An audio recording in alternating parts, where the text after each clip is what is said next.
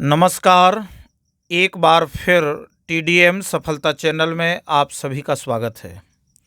आज के इस वीडियो में कक्षा 7 संस्कृत एट ग्रेड अभ्यास पुस्तिका जो वर्ष 2024-25 में दी गई है, आज इस वीडियो के द्वारा हम पंचदशः पाठः 15वां पाठ मत्स्य त्रय कथा यानी 3 मछलियों की कथा के पाठ का आज हम अभ्यास कार्य करेंगे।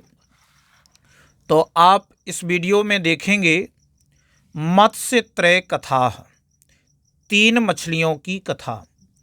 तो प्रिय विद्यार्थी, इस पाठ में जो परिचय हमें दिया गया है, इस परिचय को विद्यार्थी पढ़ें और नीचे दिए गए निर्देशाः बहुविकल्पीय प्रश्नाः, इन सभी प्रश्नों का हम अभ्यास कार्य करेंगे।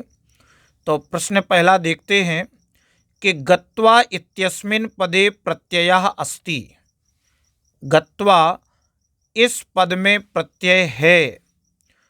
इक्त्वा के तुमुन और लेप, तो इसका सही उत्तर हो जाएगा इक्त्वा।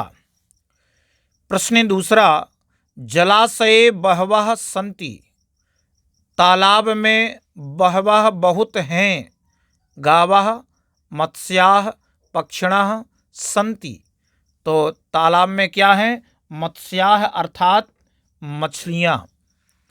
प्रश्न तीसरा है, मत्स्यान जाले बद्ध्वा नेष्यति। मत्स्यान मछलियों को जाल में बांधकर ले जाऊंगा। आखेटकः धीवरः लोहकारः व्याधः, तो कौन ले जाएगा मछलियों को जाल में बांधकर? धीवरः अर्थात मछुआरा। प्रश्न चौथा है, प्रत्युत्पन्ने मतिः इति पदे उपसर्गः अस्ति। तो प्रत्युत्पन्ने मति इस पद में उपसर्ग है। उपसर्ग हमेशा शब्दों के पहले जोड़े जाते हैं और प्रत्यय शब्द के बाद में जुड़ता है। तो प्रत्युत्पन्ने मति ही इस पद में उपसर्ग है प्रति, तो इसका सही उत्तर हो जाएगा प्रति। इस प्रकार से प्रश्न पांचवा, विशिष्ट रूपेण बुद्धेः उपयोगम करोति। विशिष्ट रूप से बुद्धेः उपयोगम करोति, बुद्धि का उपयोग करता है। धीवरः अनागत विधाता प्रत्युत्पन्नमतिः यद भविष्यः, तो इसका सही उत्तर हो जाएगा प्रत्युत्पन्नमतिः विशेष रूप से। अब निर्देशः रिक्त स्थानानि पूरयेत्। अब हम रिक्त स्थानों की पूर्ति करेंगे। प्रश्न छठवां है, धीवराः मत्स्यान् ग्रहणाय अगच्छन्। मछुआरे मछलियों को ग्रहण करने के लिए गए जलाशय में। तो प्रश्न सातवां, चिंता मुक्ता मत्स्यः आसीत्। चिंता मुक्त मछली थी। कौन? यद भविष्यति नाम की जो मछली थी वह चिंता मुक्त मछली थी। प्रश्न आठवां, कस्मिंश्चित् जलाशये त्रयः अवसन्। कस्मिंश्चित् किसी जलाशय में 3 थीं। क्या? मत्स्याः मछलियाँ। प्रश्न नौवां है, अग्रहणन् इति पदे वचनम अस्ति। अग्रहणन इस पद में वचन है, बहुवचन है। प्रश्न 10वां, नाम मत्स्यः विनश्यति। नाम की मछली नष्ट होती है। किस नाम की मछली नष्ट होती है? यद भविष्यति। यद भविष्यत नाम की मछली नष्ट होती है। निर्देशः एक पदेन उत्तरम लिखत। अब एक पद में उत्तर लिखना है। प्रश्न 11वां है, कस्य ग्रामस्य जलाशये मत्स्याः अवसन्। किस ग्राम के तालाब में मछलियां थीं? तो इसका उत्तर लिखा जाएगा वेला ग्रामस्य। बेला ग्राम के तालाब में मछलियां थीं। प्रश्न 12वां है, जालम के प्रसारयन्ति। जाल कौन फैलाते हैं? तो हो जाएगा धीवराः अर्थात मछुआरे जाल फैलाते हैं। प्रश्न 13वां है, भगवत शक्त्या अहम जीवामि इति कह अवदत्। भगवत शक्त्या अहम जीवामि, भगवान की इच्छा से मैं जीवित हूँ। इति कह अवदत्, ऐसा किसने कहा। यद भविष्यः, यद भविष्यत नाम की मछली ने कहा कि भगवान की शक्ति से मैं जीवित हूँ। प्रश्न 14वां, मृतः एव कह अतिष्ठत, मरे हुए के समान कौन हो गई। तो प्रत्युत्पन्नमति ही, प्रत्युत्पन्नमति नाम की मछली मरे हुए के समान हो गई। निर्देशः एक वाक्येन उत्तरम लिखत। अब उत्तर एक वाक्य में लिखेंगे। प्रत्युत्पन्नमति ही जलाशयांतरे कथम प्राविशत। प्रत्युत्पन्नमति दूसरे तालाब में कैसे प्रवेश करती है। तो इसका उत्तर लिखेंगे। प्रत्युत्पन्नमति ही स्वनामानुगुणम मति प्रयोगेण ततः जले अकूर्दत जलाशयांतरे प्राविशत।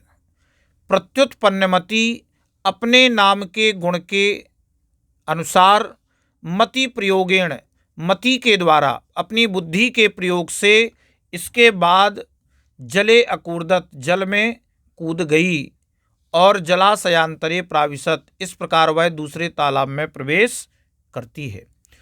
यानी प्रत्युत्पन्नमति स्वानामानुगुणम मति प्रयोगेण ततः जले अकूर्दत जलाशयांतरे प्राविशत। प्रत्युत्पन्नमति अपने नाम के अनुसार मति अर्थात बुद्धि का प्रयोग करके इसके बाद जल में कूद गई और दूसरे जलाशय में प्रवेश कर गई। इस प्रकार से प्रश्न क्रमांक 16वां, प्रभाते अस्माभिः अत्र अवश्यमेव आगंतव्यम इति कैः उक्तम। प्रभाते, प्रभात में हमें भी यहाँ अवश्य ही आना चाहिए। इति कैः उक्तम, ऐसा किसके द्वारा कहा गया। तो आप उत्तर में लिखेंगे। प्रभाते अस्माभिः अत्र अवश्यमेव आगंतव्यम इति धीवरैः उक्तम। यानी प्रभात में हमें भी यहाँ अवश्य आना चाहिए, ऐसा मछुआरों के द्वारा कहा। प्रश्न 17वां, धीवराः कम जालात बहिः अकरोत। मछुआरों ने किसको जाल से बाहर किया। तो धीवराः प्रत्युत्पन्नमतिम जालात बहिः अकरोत। मछुआरों ने प्रत्युत्पन्नमति को जाल से बाहर किया। प्रश्न 18वां, धीवराः सर्वान् मत्स्यान् कथम नेष्यन्ति। मछुआरों ने सभी मछलियों को कैसे पकड़ा। यानी नेष्यन्ति ले जाऊंगा, मछुआरे सभी मछलियों को कैसे ले जाएंगे। तो धीवराः सर्वान् मत्स्यान् जाले बद्ध्वा नेष्यन्ति। यानी मछुआरे सभी मछलियों को जाल में बांधकर ले जाएंगे। निर्देशः दीर्घ उत्तरम लिखत। अब हमें दीर्घ उत्तर लिखना है। प्रश्न नंबर 19वां, प्रदत्तैः अव्यय शब्दैः वाक्य निर्माणम कुरुत। दिए गए अव्यय शब्दों के द्वारा वाक्य निर्माण करो। उत्तर यथा, जैसे प्रातः सोमवासरः अस्ति, जैसे सुबह सोमवार है। अब हम इव का वाक्य में प्रयोग करेंगे। प्रत्युत्पन्नमति ही मृतः इव अतिष्ठत। प्रत्युत्पन्नमति मरे हुए के समान रह गई। स्वः प्रभाते धीवराः आगमिष्यन्ति। कल प्रभात में मछुआरे आएंगे। प्रभाते धीवराः जलाशयं गत्वा जालम प्रसार्य मत्स्यान् अग्रहणन्। प्रभात में प्रातः काल में मछुआरे तालाब जाकर जाल फैलाकर मछलियों को पकड़ेंगे। नूनम धीवराः अत्र आगमिष्यन्ति। निश्चित ही मछुआरे यहाँ आएंगे। तर्हि यदि मरणमेव निश्चितम तर्हि जलाशयांतरेण किं प्रयोजनम। यदि मरण ही निश्चित है, यदि मरना ही निश्चित है, तर्हि तो जलाशयांतरेण किम प्रयोजनम, तो दूसरे तालाब में जाने से क्या लाभ है, क्या प्रयोजन है। इस प्रकार से आगे प्रश्न क्रमांक 20 में निर्देशानुसारम लकार परिवर्तनम कुरुत, निर्देश के अनुसार लकार परिवर्तन करो।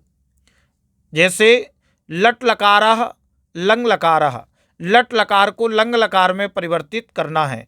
जैसे भवति का अभवत, वसति का अवसत, गच्छति का अगच्छत, लिखति का अलिखत, कथयति का अकथयत और वदति का अवदत।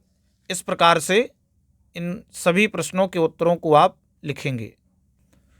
प्रश्न 21वां, प्रत्युत्पन्नमत्याः कृते जीवन रक्षणाय अन्यत किमपि उपायः लिखत।